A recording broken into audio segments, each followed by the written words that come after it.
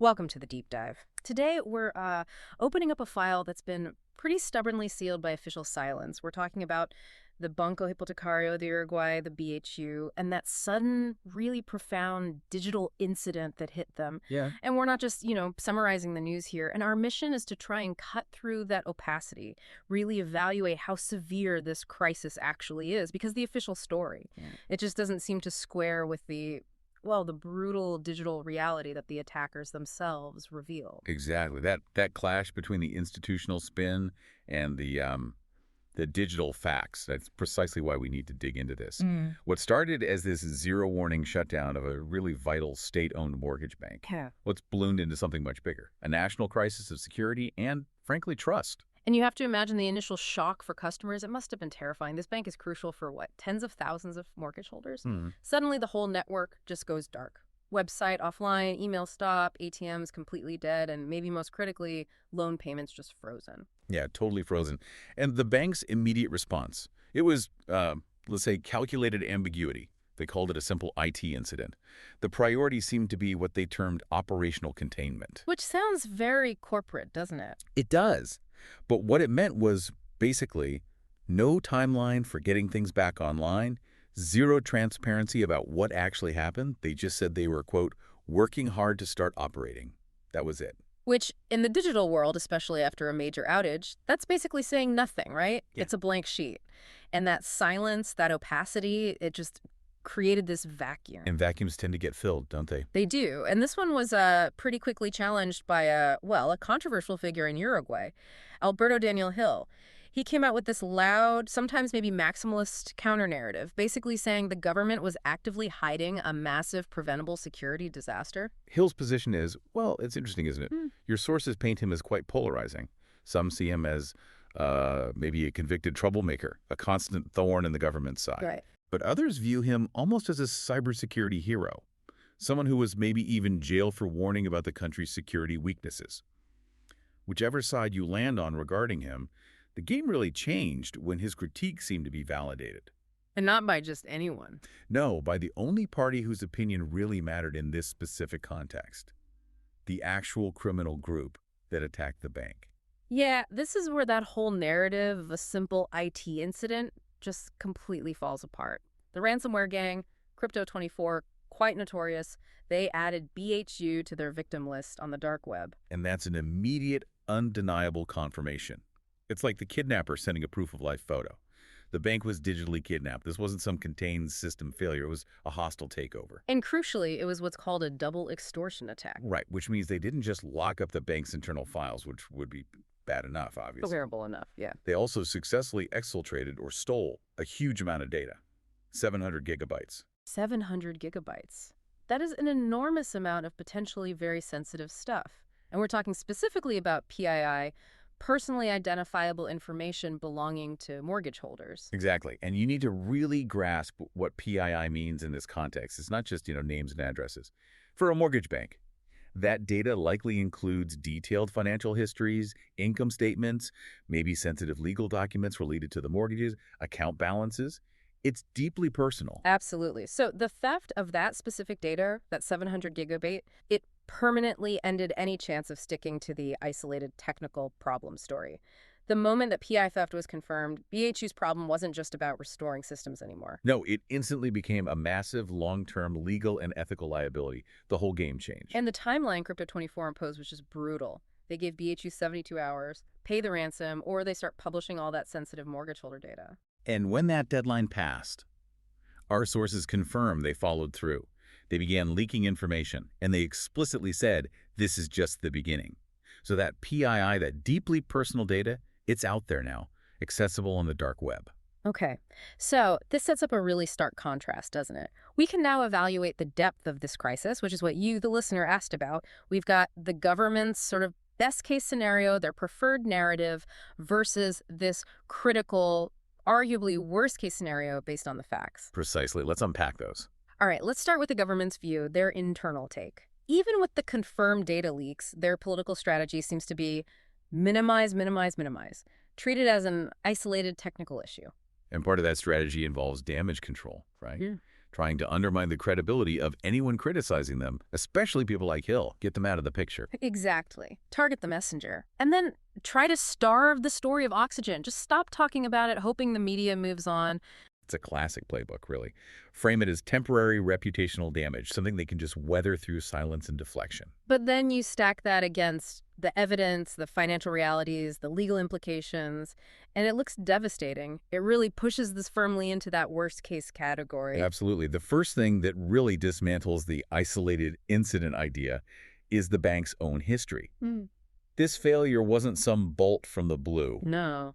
Critics argue, and the sources support this, that the catastrophe came from a chronic institutional unwillingness to actually address known documented security weaknesses. This isn't just speculation. Because they'd been warned before. Officially warned.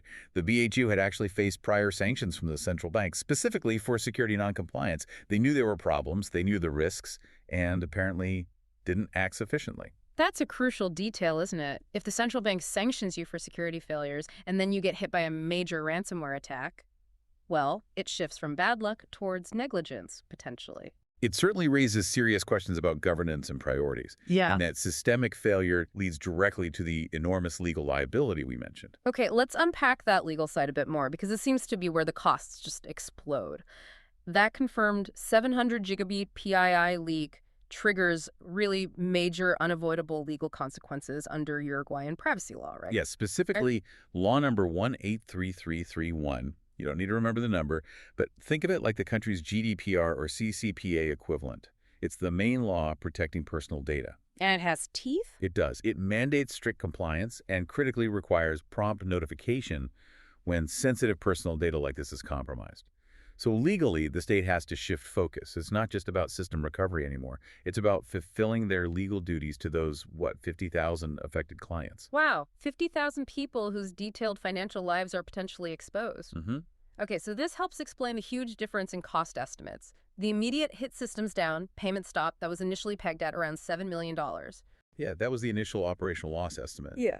But that's just like the tip of the iceberg. Right, because the total estimated cost of the whole catastrophe is, well, it's reportedly in the tens of thousands of millions of dollars. How do you get from $7 million to that?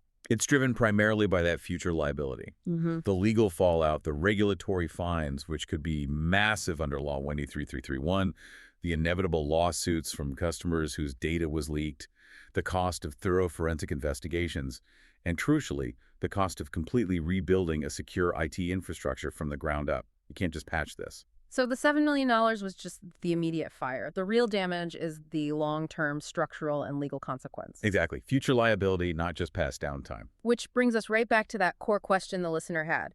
Why is the recovery taking so long? Why is it so opaque? If they had backups, why, after 6 months, isn't the BHU fully back online? That delay itself seems telling. It is telling. And according to the sources we reviewed, that long delay, that opacity, it seems to stem from prioritizing political elements and, frankly, ego over straightforward technical advice. There appears to be this deep-seated institutional resistance to taking fundamental steps. Fundamental steps that cyber experts have been recommending. Yes. Basic foundational security measures. Like what specifically? What are these basic things they're apparently resisting? Well, two examples really stand out in the source material as almost unforgivable failures at this stage. First, the apparent refusal to deploy up-to-date EDR tools. That's endpoint detection and response. Okay, explain EDR simply. Think of it like an advanced alarm system and security camera combined, but for every single computer, every server in the bank. Without proper EDR, you're essentially blind.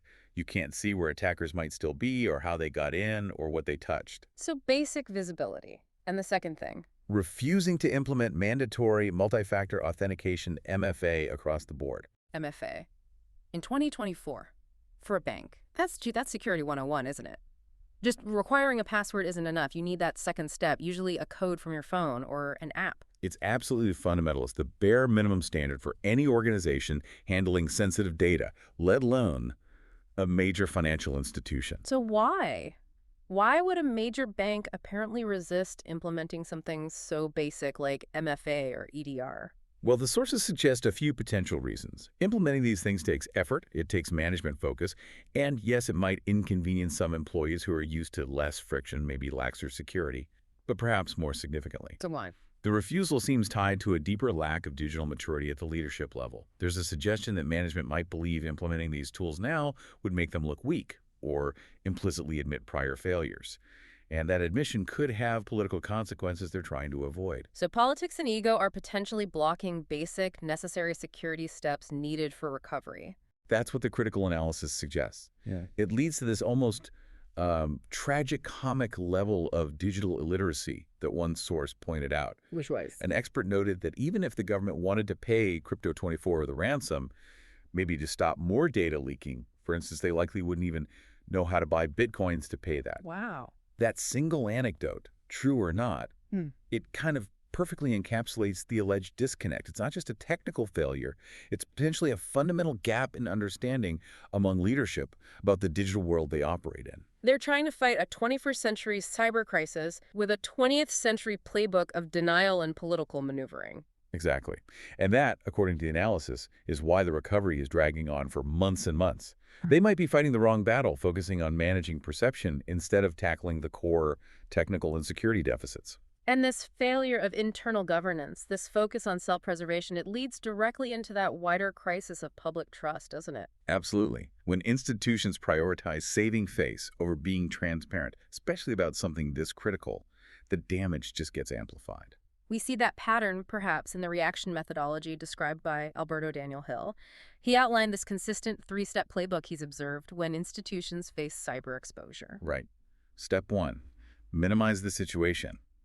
Downplay the severity. Step 2, destroy the credibility of whoever is bringing the bad news. Attack the source. And step 3, just stop talking about it. Go silent. Hope it fades from the headlines. But the cost of that deliberate opacity, especially when dealing with people's financial lives, is potentially the permanent shattering of trust. Think about it from the customer's perspective.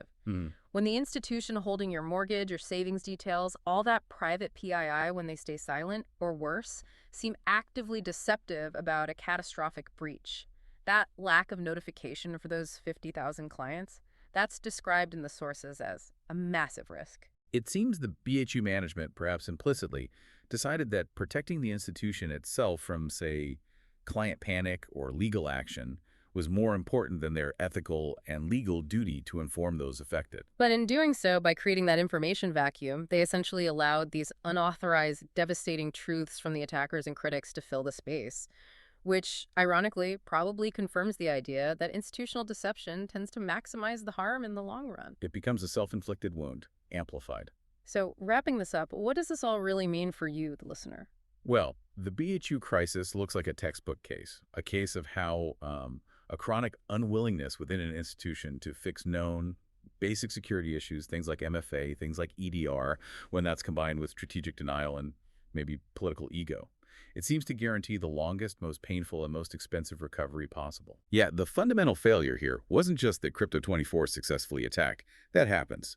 The deeper failure, arguably, was the managerial and political response, both the lack of preparation beforehand, despite warnings, and the lack of transparent, honest response afterward. The whole situation really highlights this tension, doesn't it? Between, on one hand, the need for public accountability, which sometimes requires loud, even maximalist critique to break through silence, and on the other hand, the institutional need for perhaps careful, factual precision to maintain stability. Absolutely. And in the BHU case, it seems that tension was resolved, at least initially, through denial and opacity. And the consequences, as we've discussed, appear pretty devastating, especially for public trust and the financial bottom line. Indeed. So maybe a final thought for you, the listener, to consider. What is the ultimate price society pays when institutional self-preservation gets prioritized so highly that leadership seems unwilling to invest in basic fundamental security measures? Maybe simply because admitting the need might mean admitting past mistakes. It almost seems like the greatest damage here wasn't inflicted just by the hackers, but perhaps more so by the institution's own response to the hackers, turning what was already a serious incident into potentially a prolonged national catastrophe.